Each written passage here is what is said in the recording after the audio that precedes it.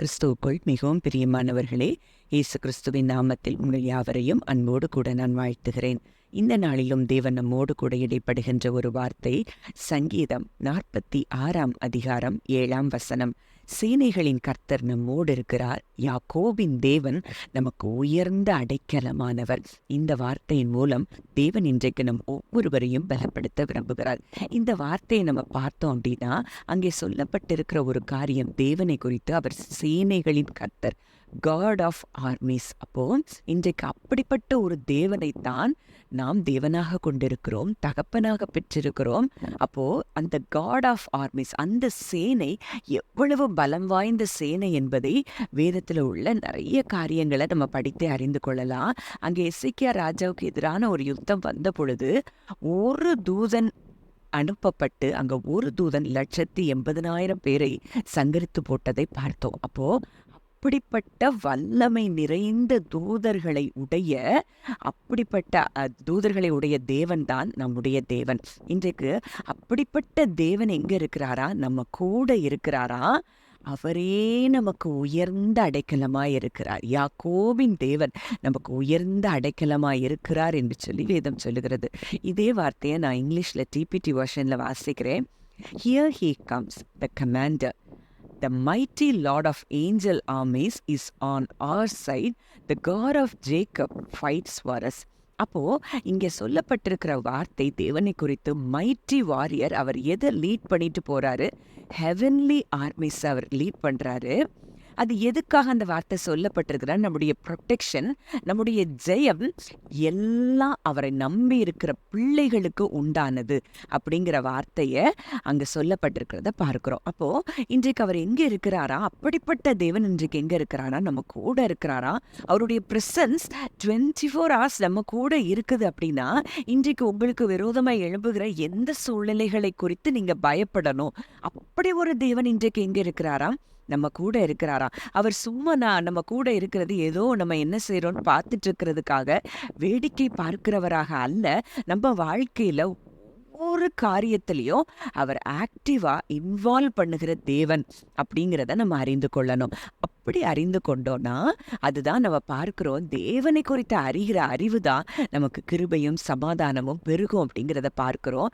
அப்ப இன்றைக்கு நீங்க தேவனை அப்படி அறிந்து கொள்வீங்கன்னா உங்க வாழ்க்கையில சமாதானம் பெருகும், கிருபை பெருகும். அப்போ அங்கே இன்னொரு வார்த்தை சொல்லப்பட்டு இருக்கிறது என்னன்னா, அங்கே யாக்கோபின் தேவன். அப்போ அங்கே ஆபிரகாம், ஈசாக்கு, யாக்கோபு எல்லாரும் உடன்படிக்கையின் கீழே இருக்கிறாங்க.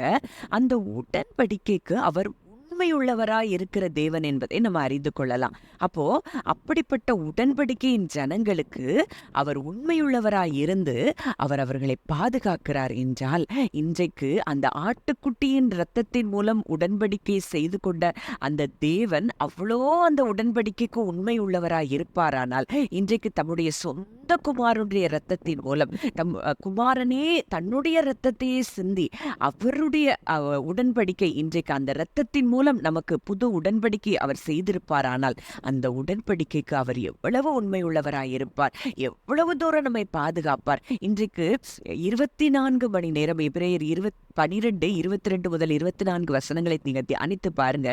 தெளிக்கப்படும் இரத்தத்தின் இடத்திற்கும் வந்து சேர்ந்தீர்கள்.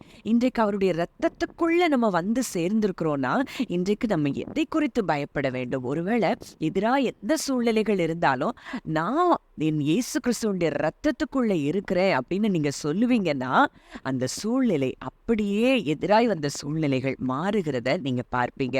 அப்போ இதே வார்த்தை நம்ம ரோமர் 8:31 நம்ம படிக்கும் போது அங்கே சொல்லப்பட்டிருக்கிற ஒரு காரியம், இவைகளை குறித்து நாம் என்ன சொல்லுவோம்? தேவன் நம்முடைய பட்சத்தில் இருந்தால் நமக்கு விரோதமாய் இருப்பவன் யார்? தம்முடைய சொந்த குமாரன் என்றும் பாராமல் நம் எல்லாருக்காகவும் அவரை ஒப்பு கொடுத்தவர் அவரோடே கூட மற்ற எல்லாவற்றையும் நமக்கு அருளாதிருப்பது எப்படி? அப்போ இன்றைக்கு ஒருவேளை மனிதர்கள் எதிரிகள் அல்ல, நமக்கு அவர்களுக்கு பின்பாக பிசாசு செயல்பட்ட அந்த மனிதர்களை கூட நமக்கு எதிராய் திருப்பி விட்டா கூட அங்க பவுல் சொல்றாரு, அவர் தேவன் நம் பட்சத்தில் இருந்தால், சேனைகளின் கர்த்தர் நம் பட்சத்தில் இருந்தால், நமக்கு விரோதமாய் யார் நிற்க முடியும்? இன்றைக்கு எந்த சூழ்நிலைகள் உங்களை பயமுறுத்தி கொண்டிருக்கிறது? ஒருவேளை அது உங்க பலவீனமா, இல்ல எதிராய் வந்த மனிதர்களா, இல்ல எந்த சூழ்நிலைகளா இருந்தாலும் அதை குறித்து நீங்க கவலைப்பட தேவையில்ல, பயப்பட தேவையில்ல. ஏன்னா சேனைகளின் கர்த்தர் இன்றைக்கு உங்க கூட இருக்கிறார். உங்களை ஒரு நாளும் அவர் கைவிட மாட்டார். அதுதான் அடுத்த வசனம் சொல்றது. குமாரனையே கொடுத்துட்டாரே, அப்போ நமக்கு மத்த எல்லாவற்றையும் நமக்கு எப்படி தராம இருப்பாரு அப்படின்னு சொல்லப்பட்டிருக்கிறத நம்ம பார்க்கிறோம். ஒருவேளை இன்றைக்கு நிறைய பேருடைய பயம் என்னன்னா, எங்கேயாவது வெளியில போயிட்டு வர்றோம் அப்படின்னாலே, நம்மளுடைய குடும்பத்தார் போயிட்டு வராங்க, கொஞ்சம் தாமதமானா நம்ம இருதயங்கள்ல பயம் நிரப்பப்படுகிறத பார்க்கிறோம். ஆனா நம்ம பயப்பட தேவையில்லை. ஏன்னா சேனைகளின் கர்த்தர் அவர் எப்பவும் தன்னுடைய தூதர்களுக்கு அவருடைய பிள்ளைகளுக்கு அவர் இன்ஸ்ட்ரக்ஷன் கொடுக்கிறத சங்கீதம் 91:11 பார்க்கிறோம். உன் வழிகளிலெல்லாம் உன்னை காக்கும்படி உனக்காக தம்முடைய தூதர்களுக்கு கட்டளையிடுவார். அவர் கட்டளையிட்டுட்டார்னா நம்ம எதற்கு பயப்பட வேண்டும்? இன்றைக்கு தேவனை குறித்து அறிகிற அறிவு, இப்படிப்பட்ட அறிவை நம்ம கொண்டிருந்தோம்னா, நம்ம ஒரு பயமில்லாத தேவன் மேல நம்பிக்கையுள்ள ஒரு வாழ்க்கை வாழும்போது நிச்சயமா நம்ம எல்லா ஆசீர்வாதங்களையும் சுதந்திரித்துக் கொள்ள முடியும். ஜெபிக்கலாம். நல்ல தகப்பனே, நன்றியோடு உம்மை துதிக்கிறோம், ஸ்தோத்தரிக்கிறோம் அப்பா. இந்த நாளிலும் எங்களோடு கூட இடைப்பட்ட உம்முடைய வார்த்தையின்படி சேனைகளின் கர்த்தர் நீர் எங்களோடு இருக்கிறீரப்பா. யாக்கோபின் தேவன் எங்களுக்கு உயர்ந்த அடைக்கலமாய் இருக்கிறீர்.